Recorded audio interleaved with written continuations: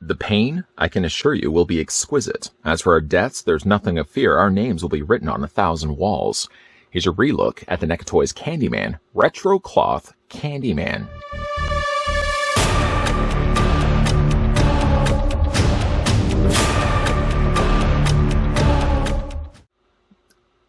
This figure features the Candyman from the classic horror film series Candyman.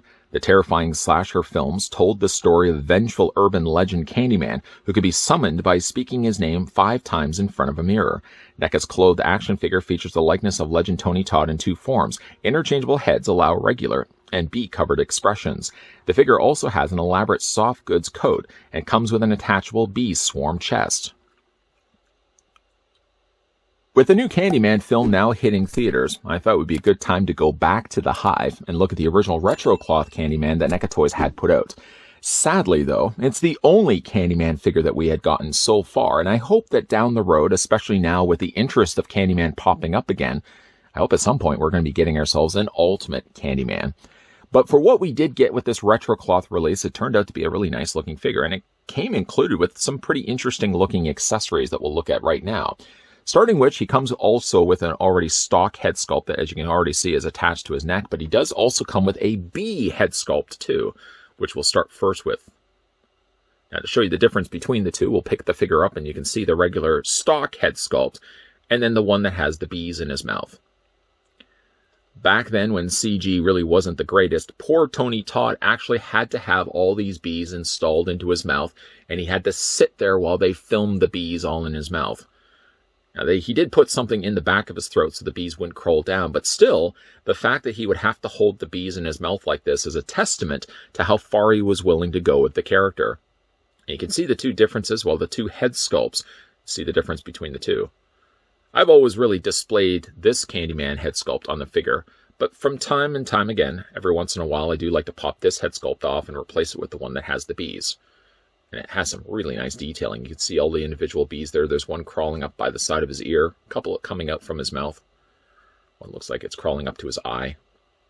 Really, really super cool. Super creepy as well. I really don't like the idea of having bees crawling I really don't like the idea of having anything crawling all over my face, unless it's maybe an adorable kitten. Anyways, though, before we swap that head sculpt off, I certainly want to show you guys the stock one, because it's actually a really good-looking head sculpt. The time that I first had a look at this figure, I had commented one problem I had with it. You can already see it when you turn the figure sideways. They unfortunately have only painted this part of his face. Even really the top that meets to his hair, you can see that there's a separation where the paint has stopped and the rest of the brown plastic has continued. It's a shame, really. You don't see it as much when you have the head turned like this, though you can see the brown outline along the top where the paint has stopped. It's not as noticeable until you turn it sideways. And that's a shame. I mean, at some point, I'm sure they can probably re-release this figure and fix up the problems of having the paint missing and absent from the back of his head sculpt. But yeah, it's a bit of a shame because you really can see the difference. If it was a little more closer in color, it could be a little more gradual, but you can really see the stark line where the paint stops and the rest of the plastic continues. Other than that, though, it's a nice looking Tony Todd head sculpt. I mean, really, it does look a lot like the actor. More darker around the shadowed areas around his eyes, a little bit more darker there, and he's got more darker, almost a purplish gray on his lips. But the head sculpt is quite good. For the time of when this figure was released, it's definitely one of the better likenesses to an original actor. If you do, however, though, want to swap it out for this head sculpt, if you prefer to have Candyman with bees all out of his mouth, then by all means, all you have to really do is just grab onto his torso, pop the head off the ball joint. Not as big as I was thinking it was going to be when I first took the figure out of the plastic prison. And then go ahead and just take the replacement head and pop it back down onto that ball joint. There we go. That gives you a good look as well. Very, very creepy with all those bees. There is one other thing that you can also do to add on to the look of the bees. He comes also with this chest piece. The chest looks gruesome. It actually looks a bit like melted wax. And in the wax, I call it wax for the time being, you can sort of see the way that the flesh all is sort of trickling down like a melted candle. And then in that is sort of the hive of the bees. I don't see a queen bee anywhere here. And I don't think you'd be wanting to go to a rib cage to fetch yourself some honey for toast. And I think you would want to avoid that at all costs. The inside sort of shows you the stock color of the plastic that they've used, but just certainly goes to show the amount of paint that they put to the torso piece. Now this fits onto his torso by just opening up his jacket like this. And you already can see like the shirt underneath with the tied off kind of like collar scarf that he wears. It's a really nice looking shirt. It does Velcro, so you can open this up if you want to. It's a little harder to kind of get in there. Open it up a bit just to show you a very masculine looking muscular body on the inside there. But let's just say you want to take the gruesome looking torso piece. I find it helps just to bring the scarf down just a little bit, and luckily these are soft enough plastic that you can just pry them up a little bit. You really only need to get them around the tops of his shoulders, and then from there just sort of bend these around and fit them down. Again, just making sure that while you're doing it, you bring the scarf down because you want to kind of have it out of the way of things. Ah, there we go. That's perfect. And then just fit that down onto his torso like that. Yeah, the only thing about it, though, is you may not want to have the jacket completely open like this because you can kind of see the parts of his scarf sticking down. So for that, you just want to bring the jacket around and finish up the rest of the look. And it's definitely less is more. You really would want to benefit from displaying this guy with only like the jacket done like this way, just closed up enough. There really isn't any Velcro on the jacket where you could attach it to itself. I guess really the idea is that the jacket is supposed to be draping out like this, so really what you may want to even do too, just take this back off after all that, is just fold this up a little bit. I don't want to fold it up too much because it's going to leave wrinkles, but then at least if you fold it up like this, and then put the torso piece over top, you're not then going to see the scarf hanging down from the bottom. And you have kind of like that instead. That's good, certainly, if you want to have the jacket open like this. And it does give a little more something to look at, feasting your eyes on. And boy, does that ever look really cool. He doesn't come with any other accessory. It kind of would have been nice if he could have included like a little small mirror or a painting. Of course, more of the paintings get introduced into the third film. But even still, though, I really like the idea that he comes included with these accessories. We'll just move this to the side for the top. Oh, one last time. You want to see it? Okay, we can do that. More than happy to oblige. Doesn't it kind of look like a melted candle? Kind of looks like it's actually melted candy. You don't want to be licking this kind of candy. Ugh, gross. Getting, though, a closer look at this head sculpt. Once again, we'll bring back the original so you can see the difference between the two. Usually, again, I go with this head sculpt when it comes to displaying the figure. But I guess for the rest of this review, we can kind of keep to the creepy-looking bees all crawling out of his mouth. How many times have I already said creepy? We'll put the head sculpt down for the time being and looking at the rest of the outfit. We'll start with the jacket. Just fix up the scarf here. The jacket is actually a really nice material. It kind of feels a bit like felt, and then what they've done is they've sewn on a fur trim, a faux fur trim. Can't imagine no Muppets were harmed in the making of Candyman's jacket here, but he has actually quite a full-sized collar. I would hope at least they used air conditioning when they filmed this movie, because I would imagine a jacket this full and thick like this would probably be quite hot on set. Poor Tony Todd. If it wasn't the bees, he already had to deal with a warm jacket to wear the whole time. Of course, Candyman could not be Candyman without his hook attachment. They don't cut off as much of his arm as they would show later into, I guess, Farewell to the Flesh. But at least he does have the little stump on the end of it with the little nails all nailed into what's left of his hand. And of course, then the hook is lodged into the top of it. I will say, though, I like the fact that they did add a lot of little blood effects onto that. So it's not just a silver hook. It looks like it's slightly rusted. And of course, it's covered in blood. Very, very cool. Now, of course, when you have the jacket sleeve too far up, you're going to see the rest of the plastic of the figure, but at least the sleeves are long enough that even if you want to have the figure's arm bent like this, you're really not going to see the body, the underbody of the rest of the figure.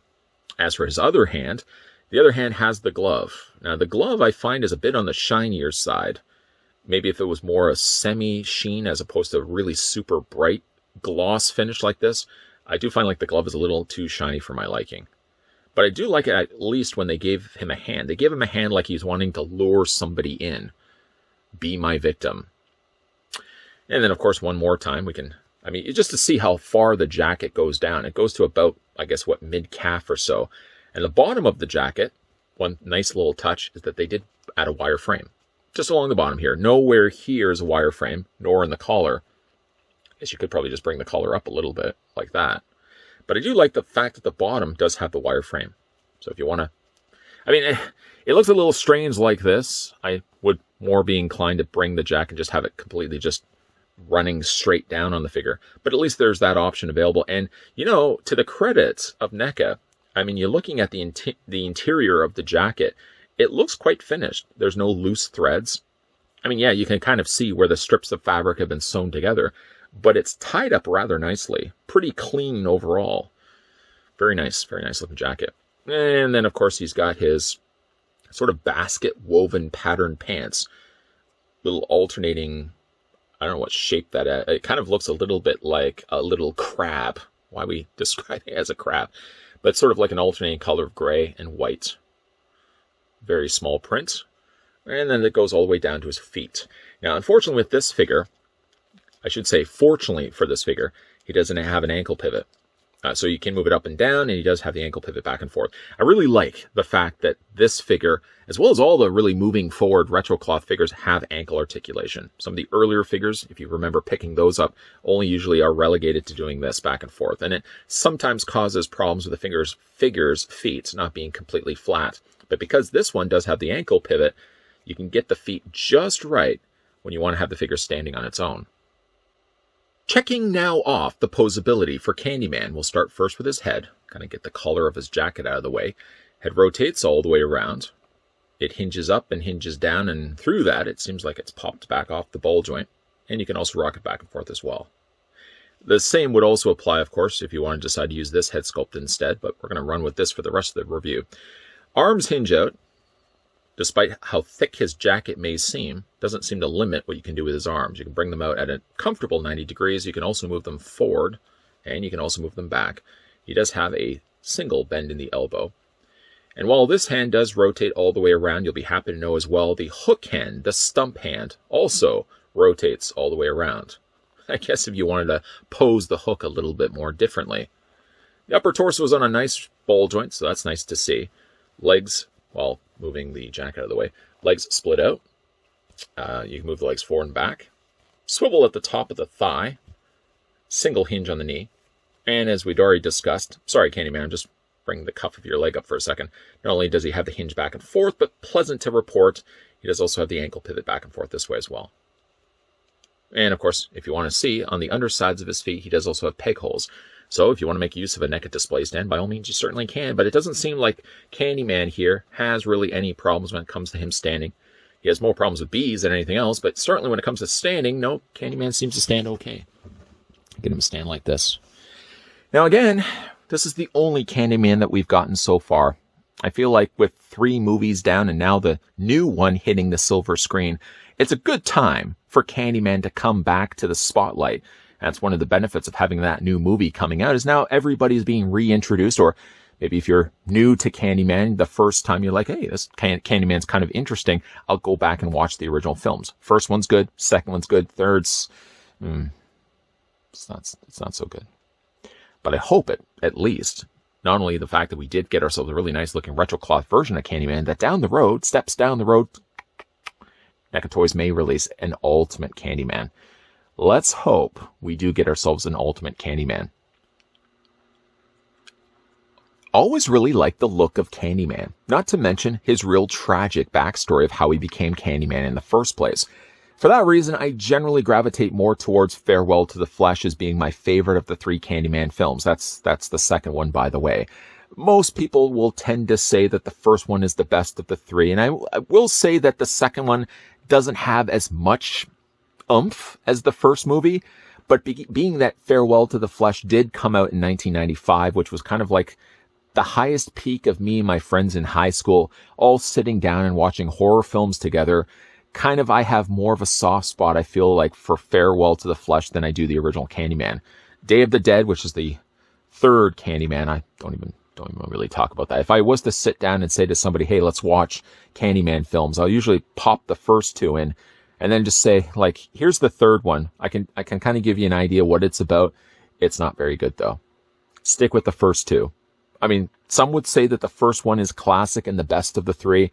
I like Farewell to the Flesh myself because it gives more of a backstory. It really does show you how he becomes Candyman. In the second one, I just kind of like the backstory as well with the, the family connection, which I won't get too much into if you guys haven't certainly seen the movie. What is your favorite Candyman? Let me know down below in the comments section. But going, though, back to the Master of Bees here, Candyman is a retro cloth figure. For the time that this guy was released, I still feel like he holds up really well. The head sculpt is close enough to looking like Tony Todd. The only thing that comes up a little short, sadly, is the way that they sort of have stopped abruptly on the painting of his face. The face paint is not bad, but then it sort of just stops.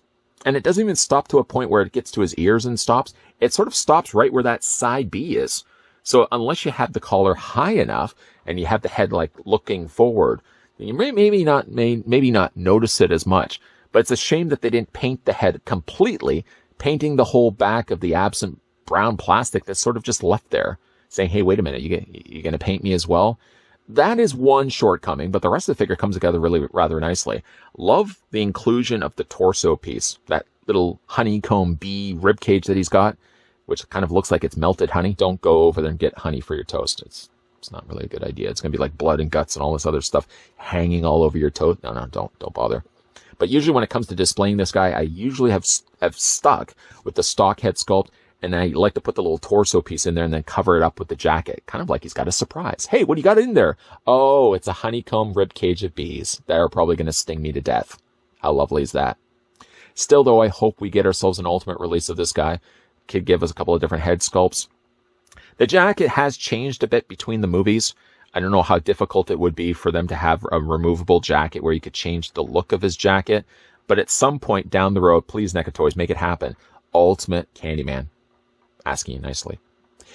Certainly, again, if you guys are interested in picking this figure up, I think he's now starting to be re-released. In fact, many online sites, coincidentally enough, probably was timed all around the idea of releasing the new Candyman to theaters.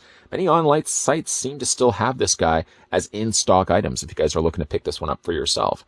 But again, going back to that video question, what's your favorite Candyman film? And maybe even let me know why. Down below in the comments section, and if you are new to this channel, enjoying all the content you're seeing, hit that subscribe button down below, turn the bell notification on, and make sure you come back with your Candyman peepers peeled. That's kind of gross. But make sure, yes, you're coming back because there will be more NECA reviews lined up and coming your way. Thanks for watching. See you guys next time.